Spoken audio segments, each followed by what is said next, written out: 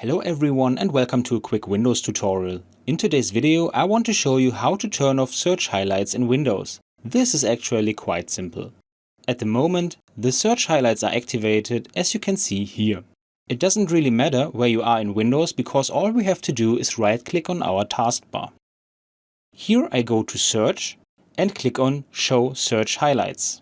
As the function is currently activated, clicking on it will deactivate it. And now we can already see that the search highlights in Windows have been disabled. And that's all you have to know.